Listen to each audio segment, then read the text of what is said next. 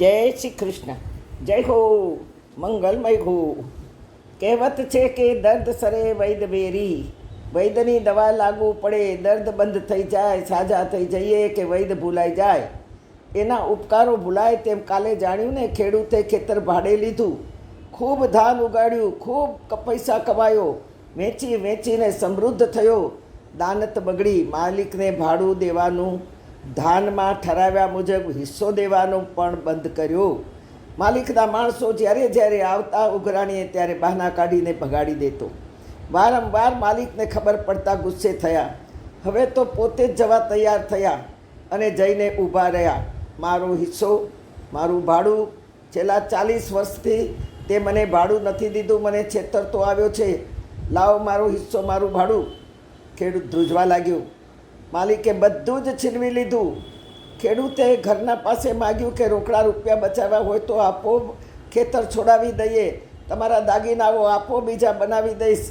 પણ કોઈએ કશું જ દીધું નહીં. પત્ની કહે, તમે જે કર્યું તે તમે ભોગવો. ખેડૂત માથા કૂટીને રડવા લાગ્યો. કોઈને દયા આવી નહીં.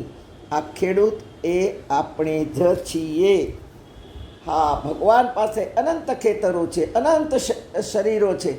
તેમાંથી આપણને એક શરીર એટલે એક ખેતર ભગવાને આપ્યું, અને એ પણ ભાડે આપ્યું છે.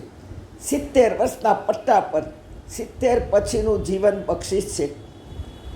માનવ જીવ જગત, હા, ભગવાન આપણામાં સ્વયં 5 સેવકોને લઈને રહ્યા અને રહેવા આવ્યા હતા, અને આવ્યા છે અને આવી રહ્યા છે નહીં, પણ આજે પણ રહે છે. શરૂઆતમાં 2-3 વર્ષ આપણે ભાડું ચૂકવ્યું. જીવન શરૂ થાય એટલે 20 થી 30 વર્ષ સેટ થવામાં એટલી મુસીબત થાય કે વારે વારે ભગવાન યાદ આવે. ભણવામાં, પાસ થવામાં, ઘર લેવામાં, લગ્ન કરવામાં, વ્યવહારો કરવામાં, ધંધો ચાલુ કરવામાં વારે વારે ભગવાન યાદ આવે.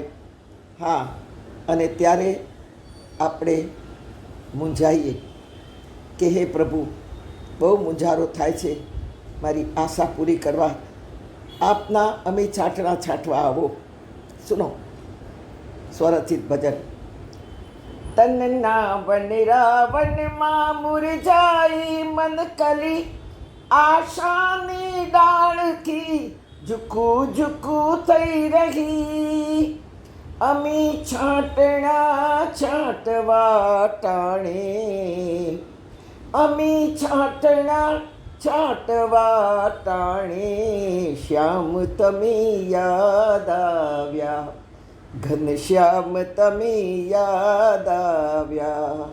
ભગવાનને યાદ કરી કરીને ભાડું ચૂકવી દીધું છે. જીવન પાટે ચડ્યું કે ભગવાન ભૂલાય. તે છેક પ્રૌઢાવસ્થા આવી ગઈ છતાં ભગવાન આવે નહીં.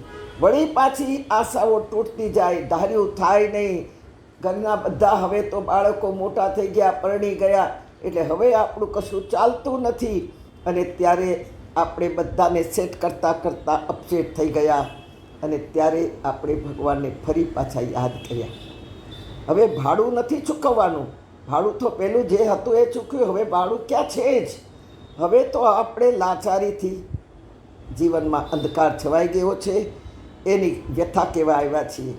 હા, અંધિયારી કેળીને દિશા પણ સૂજે નહીં, સંધ્યાની લાલીમાં ડૂબું ડૂબું થઈ રહી. દીપ જ્યોતિ સંકોરવા ટાણે, દીપ જ્યોતિ સંકોરવા ટાણે, શ્યામ તમે યાદ આવ્યા, ઘનશ્યામ તમે યાદ આવ્યા. ગગન ગાજે ને વીજ ચમકી ત્યારે, મયુર નાચે ને ખર્યું પંખ ત્યારે, શ્યામ તમે યાદ આવ્યા, ઘનશ્યામ તમે યાદ આવ્યા. હજી જીવવું છે, હજી જીવવું છે. મારી બુઝાતી જ્યોતને સંકોરો પ્રભુ, હજી મારે જીવવું છે. મારું કંઈ ઉપજ્યું નથી. હું બધાને સેટ કરતાં કરતાં અપસેટ થઈ ગયો પ્રભુ. અને હવે તો એકાદ પડ્યું આઘું પાછું પણ થઈ ગયું છે. હે પ્રભુ, આજ મને યાદ આવે છે કે મેં તમને ભાડું દીધું નથી, મફતનું જીવન ખાઈ ગયો, તેથી મારી આ દશા થઈ છે. પ્રભુ રક્ષા કરો, રક્ષા કરો.